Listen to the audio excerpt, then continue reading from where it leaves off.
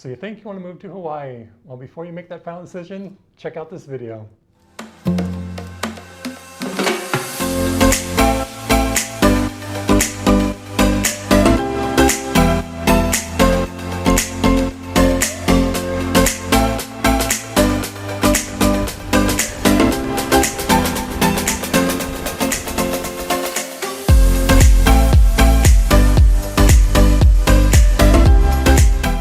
Hi everyone, it's Brian with Hawai'i Life. Thanks for watching this video. And this video was inspired by a phone call I recently received from a woman who'd been vacationing on Oahu with her family. And she called me up and said, we just found Hawaii to be paradise and we really want to move there.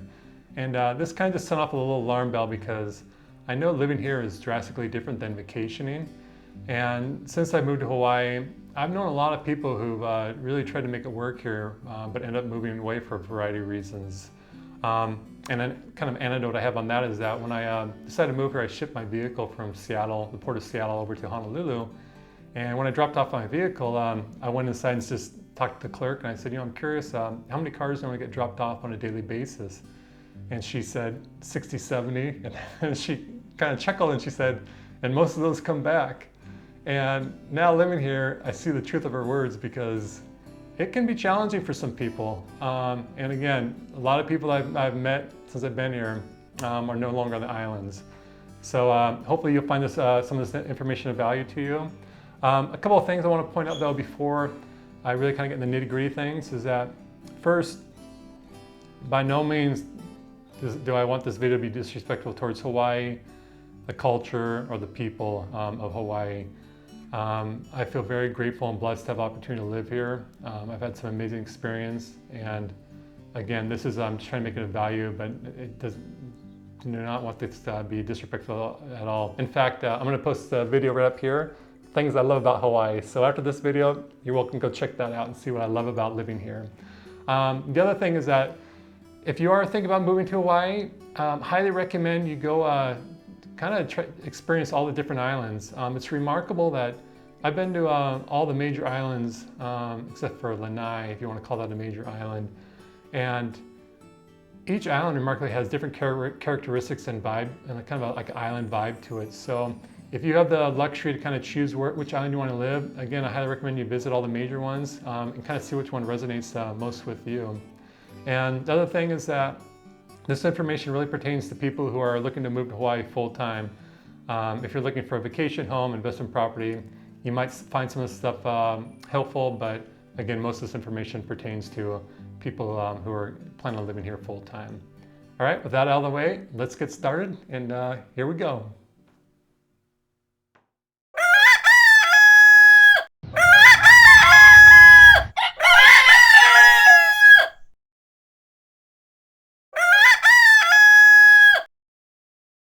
As you can tell, it can be a challenge finding quietness here in Oahu.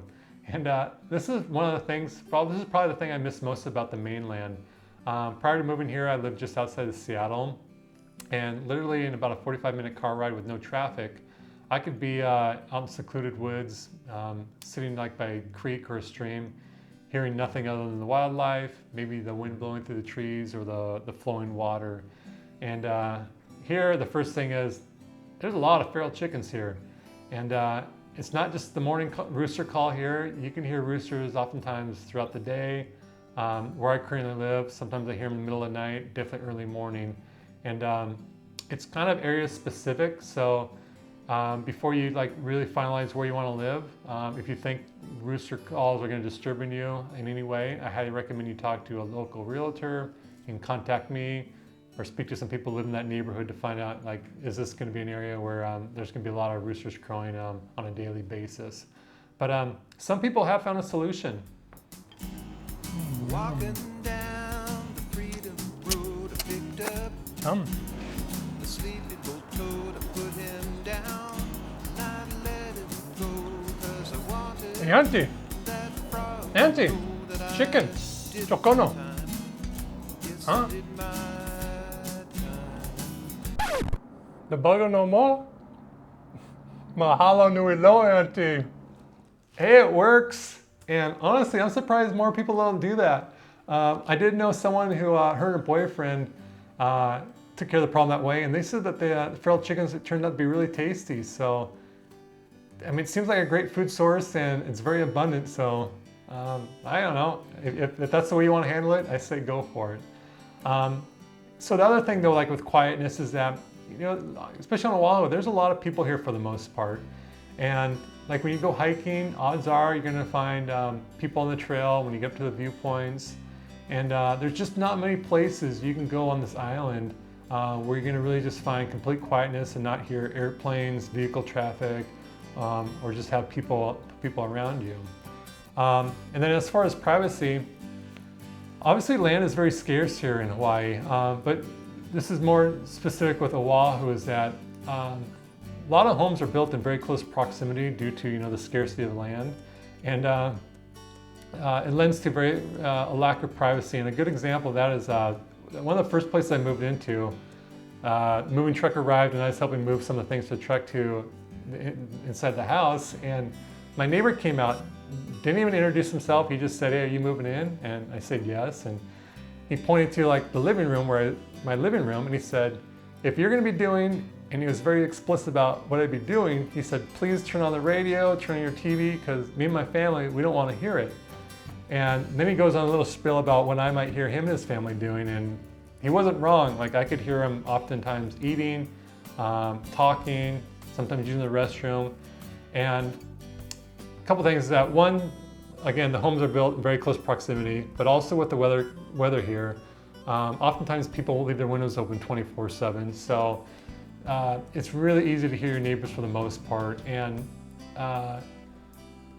really, it doesn't matter on kind of like the price point of the home. You can go pretty high in a price point for a home that's got a lot of value and still have a neighbor in very close proximity to you, where you might hear them in the pool, you know, you might just hear them in the yard, or, you know, just again with the windows open, hear all sorts of things. So that is again a big challenge for me and something I really miss about where I lived on the mainland. So, but you know, that's just not, it's not everywhere in Oahu. You can go to the west side, you can go out in country on the north shore.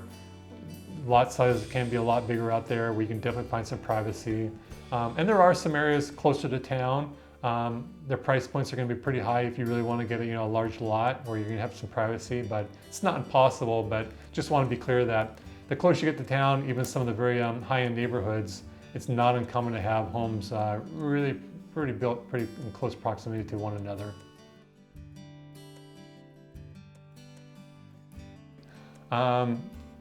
I'll play some video here, and it's remarkable how bad some of the road conditions here, and not just on surface streets, but the highways as well.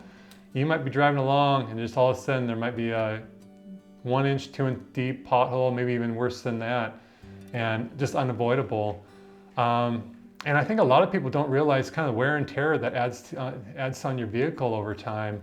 In fact, I just read an article recently that they stated that Hawaii has the second worst roads in the nation, and they said that on average it adds about $850 a year in annual expenses to the vehicle. And to me that's really significant, and they really don't seem like they make much of an effort to repair the roads. Really their solution is just to come do some patching, and the patching is really pretty much poor. You can see on these videos. And after a rainstorm, usually these patches, oftentimes they deteriorate pretty quickly. I'm not one to simply always just complain. I always look for a solution, and to me it seems like the best solution would be to use cement concrete for the roads here. Just again with the tropical conditions, the kind of rainfall we get here, these asphalt roads just deteriorate, and cement, you know, the upfront cost is higher, but the longevity, the lifespan of roads lasts a lot longer when you're using cement versus asphalt. So if anyone in the government's watching this, that's kind of my 2 bits on how to improve the road conditions around here, because right now, it's not just me saying it, it's making the news as the second worst state in the nation with road conditions. Obviously it's pretty bad. Actually, I'm going to post on this video, there is, you can contact the county if your vehicle is damaged from any of the road conditions. You can file a claim.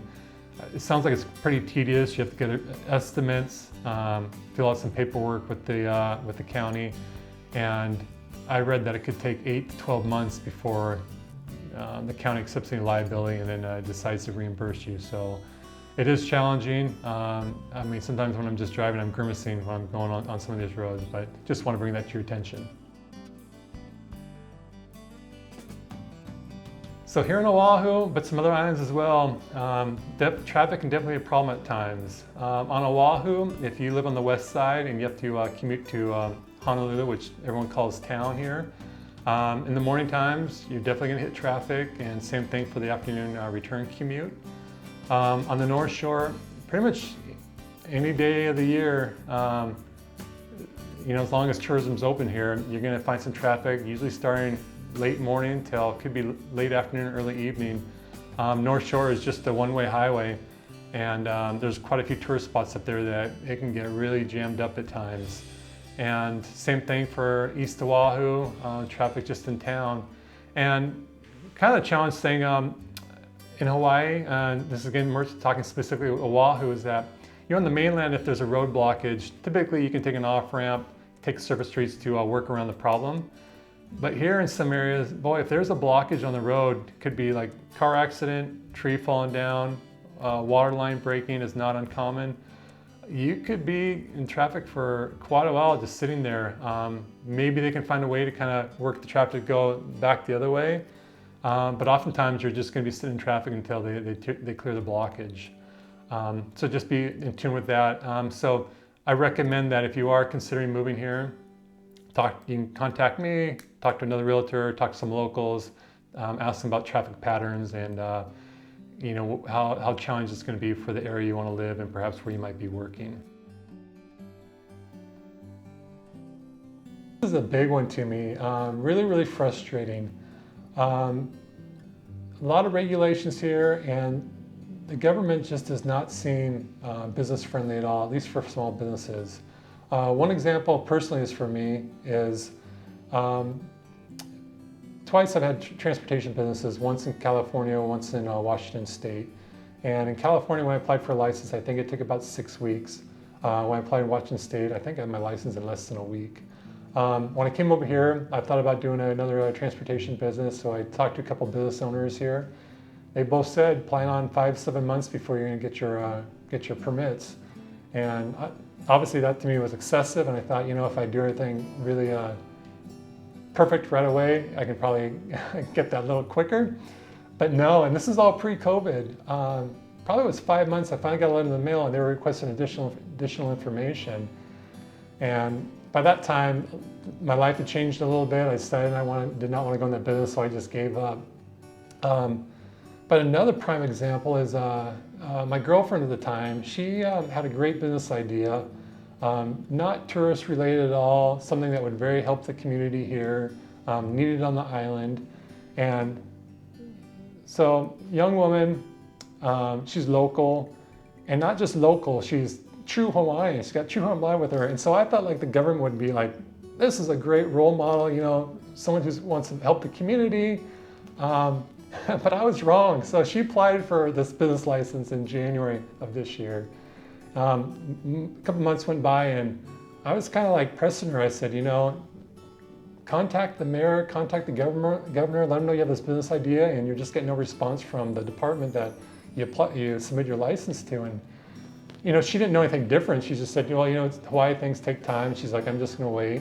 Well, finally in August, she finally contacted the woman who was reviewing her application. And the woman said, hey, I haven't got a response saying I haven't got to it yet. I'm actually leaving on vacation for 3 weeks, so I'll get to it when I'll review it when I return. So 9 months now from the time she submitted her application, this woman starts reviewing it. Well, long story short, it took 11 months for her to get approved.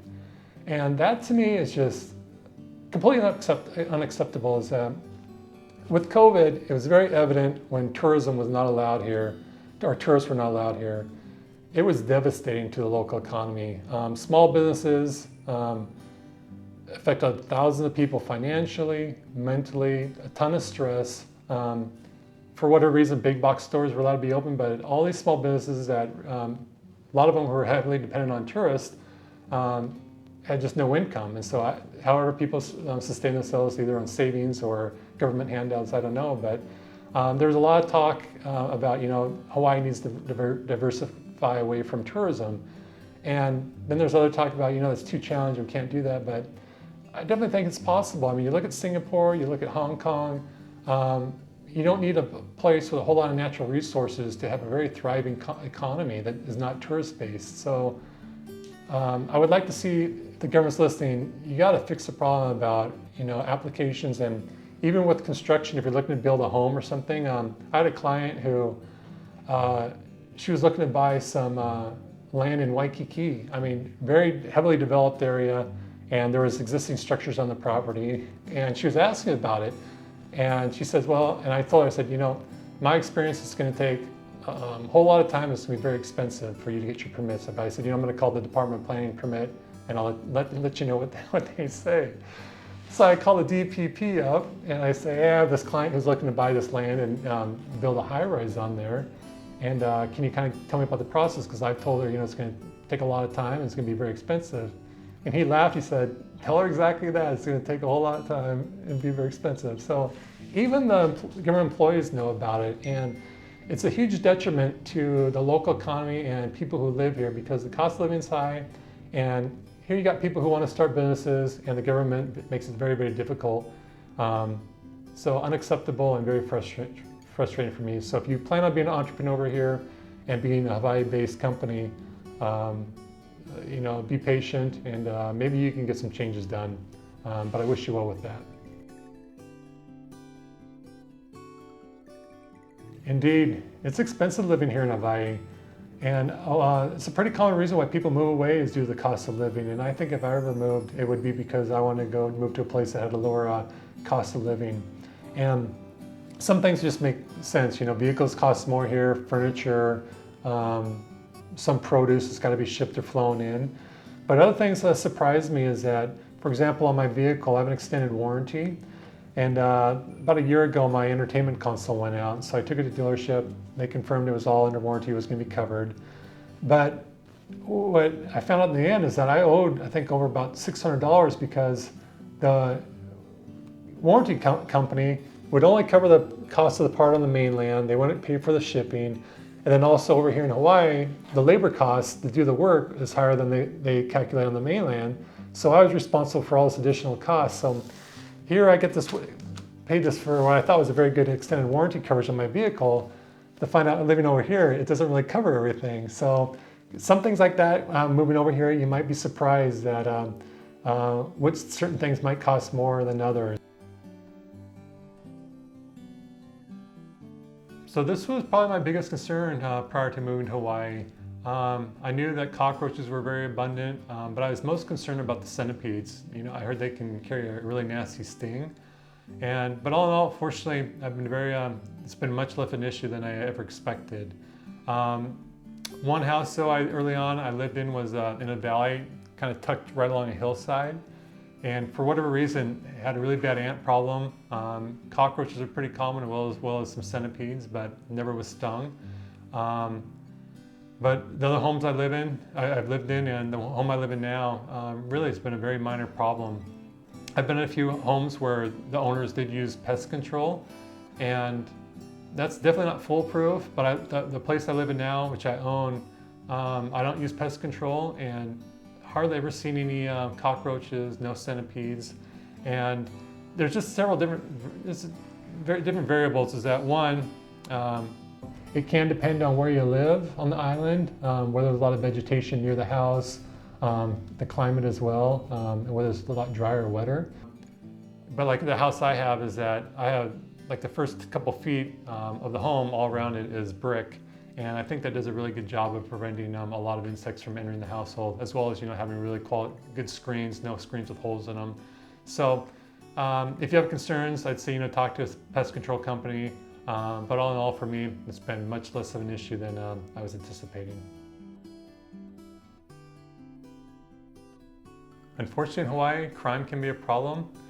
Here in Oahu, I've spoken to locals, other people who've lived here for many, many years, and a common thing I've heard is that it has gotten worse. Prior to making this video, I did do some research on crime stats, and I noticed that crime did fall from 2020 to 2021. But kind of troubling though, it seems like I've been reading more about kind of violent crimes over the last I don't know, half a year.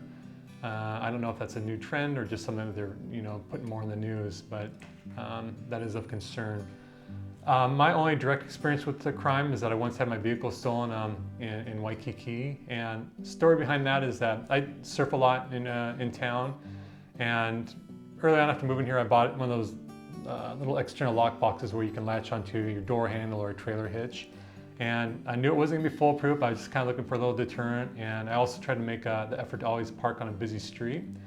And so this one morning I went down to Surf Waikiki and I parked on the Alawai, which is one of the busier streets in Waikiki. And went surfing, came back, and I had parked just across the street from a pretty busy hotel. And as I turned the corner, expecting to see my vehicle, it was not there, and kind of threw me for a loop for a moment, because I parked down there so many times. I was just like, well, maybe I forgot where I parked. So I walked around for a few, and then I realized, okay, no, it's been stolen. So contact the police, and through this whole episode, I spoke to 4 different police officers, and 2 of them, I asked them, I said, how common is this? And both of them said, it happens so often they can't even keep track. So it is a problem. And another personal story is, well, if you are, regardless of what you're doing, I highly recommend you don't keep any valuables in your vehicle if you're gonna go shopping, especially if you go to any tourist spots on the beaches or like viewpoints and stuff. Be very, very careful. And I've known people who, they take their personal items, they go to the beach, kind of cover up with shirts or towel, go in the water, come back and their stuff's gone. So you really gotta be careful. And another personal example is that recently I went to one of my favorite spots on the island with some friends for a sunset, and we got to the parking lot. You could just shatter glass in pretty majority of the parking lot, and I was concerned. I mean, we were during the day, but once the lights went, the sun went down, it got dark. I was kind of concerned, like, okay, we're gonna go back and we're gonna have our windows smashed or something. So, unfortunately, that is a concern here. And if you want more details on crime here, I highly recommend you go to the Honolulu Police Department website. They have a crime map there where you can kind of, if you're looking to move into a certain area, you can get very specific information about the amount of crimes that happen in that area, as well as the type of crimes that are happening. So there you go.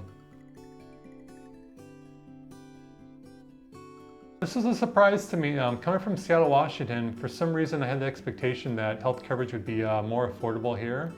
Totally wrong. It was actually quite a bit more expensive, and obviously still is. And the other thing to be aware of is that there's only 2 companies here that provide individual and family health care coverage, HMSA and Kaiser Permanente. So just be aware of that when you're moving over here. There's a good chance you might have higher insurance costs, health insurance costs, than where you're coming from the mainland. So I know some people aren't going to agree with me on this one, and this is purely subjective. And part of it might be from where I grew up at in the Northwest, where there's a lot of farmlands and you had abundant fresh fruit and vegetables. Over here, there is some great local product, but a lot of things obviously got to be either shipped in or flown in.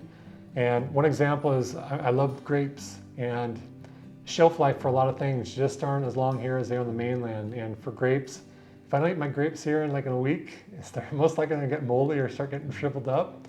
Where on the mainland, it seems like they could last 3 weeks or so. And the same thing for other fruits and vegetables. It's just the shelf life nowhere near as long as my experience on the mainland. So, and then also with organic, I really try to eat mostly organic or natural fruits and vegetables. And you can usually find some organic stuff, but it's very limited, and it can be hit or miss on what's available. Some people love it, some people it proves to be a challenge.